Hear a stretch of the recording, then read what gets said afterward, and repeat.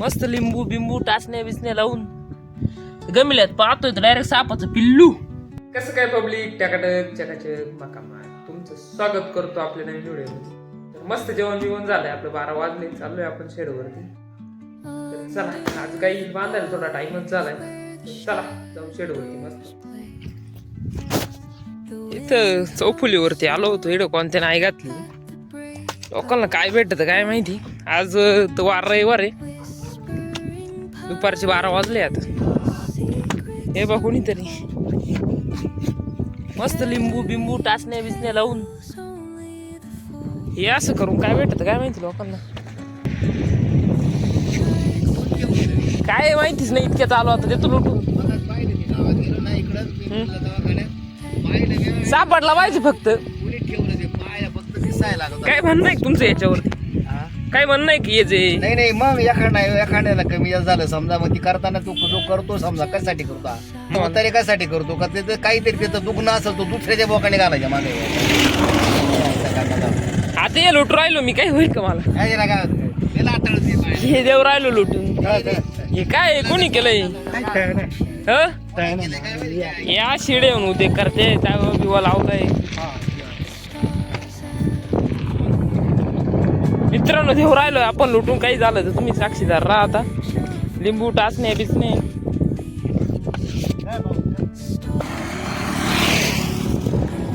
लोक इकडे लोकांची गणगण काय आणि याची गणगण काय करणाऱ्याला काही समजायला पाहिजे यार. अजून पण आपल्या खेडेगावावरती एवढी अंधश्रद्धा पाळली जाते, काही मापच नाही त्याला. लोकांनी थोडं जागृत व्हायला पाहिजे. शिवर साखर लोक काय वागत आहे काही कळत नाही. तुम्हाला काय अडचणी ते तुम्ही सॉल्व्ह करा ना लोकांच्या भोवती. लोकांना त्रास होईल असं वागूच नाही आपलं, असं म्हणणं आहे. तर काही असे लोकांसाठी काही सांगा तुम्ही. तुमच्या शेजारी कोणी करत असेल तर नीट जर सापडला ना तुम्हाला, मी लय बेद मारेल भाऊ त्याला. बँचोत फक्त दिसला पाहिजे तो लय हानील आता जरी कमी झालं तुम्हाला सांगतो. या चौफुली एवढा प्रॉब्लेम, दर शनिवारी शनाचा दिवा लावेल राहायचं, दर शनिवारी संध्याकाळी तो पण. आजपर्यंत काय तो भेटला नाही भाऊ आपल्याला. तर चला घेऊ गाय बांधून, आपलं ऊन झालंय आधीच मारू दे पाहू. भेटला तर नाही सोडणार भाई त्याला, लय हानील त्याला. तर मित्रांनो संध्याकाळचे 6 वाजले, आपण शेडवरती आलो होतो. म्हणलं चला आता गाईंला चारा तरी घालावं. गाईंला कुटी बिटी काढली आणि टाकली इकडं नाही का. कुटीचे हात भरेल होते, मला हात बीत इकडे गमिल्यात पाणी होतं. गमिल्यात पाहतोय तर डायरेक्ट इकडं तर डायरेक्ट सापाचं पिल्लूच पडेल. त्याच्यात त्याचं तोंडच नाही त्याला. असं वाटतंय मला ये ना कावळ्याचाच पराक्रम असला. कावळ्यानं पाणी बिणी प्यायला आला असेल इकडं, त्याच्यामुळेच आपण गमिल्यात पाणी ठेवितो नाही का कावळ्याला प्यायसाठी. तर त्याने चांगलीच कला केली आज. रात दिवसभरात काही ना काही घडतच राहिले. सकाळी 12 वाजता चालू तिकडे चौफुली होती, लिंबू टोना करेल होता कोणतरी. लोकांना काही कळत नाही काय करावं काय नाही, चालायचंच. त्यात विषय काय झाला माहिती का, सागर भाऊ जिथं कांड तिथं म्हणजे आपले असे कांडे ना आपला पिछात करीत राहते, काही समजत नाही मला. तुम्हाला स्टोरी सांगतो काय विषय झाला.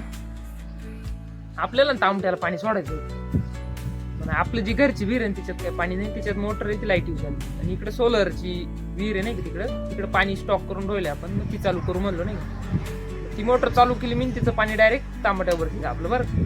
चालू बिलू केली, म्हणलं चला बा मस्त ऊन बिन होतं नाही, सोलरला ऊन लागत तेव्हा पाणी बिनी येतं. चालू बिलू केली मस्त पैकी, झालं पाणी बिनी पडलं बरं का. मला ना औषध सोडायचं होतं, म्हणलं आता अर्धा तास पाणी सोडून मग त्याच्यानंतर औषध सोड नाही का.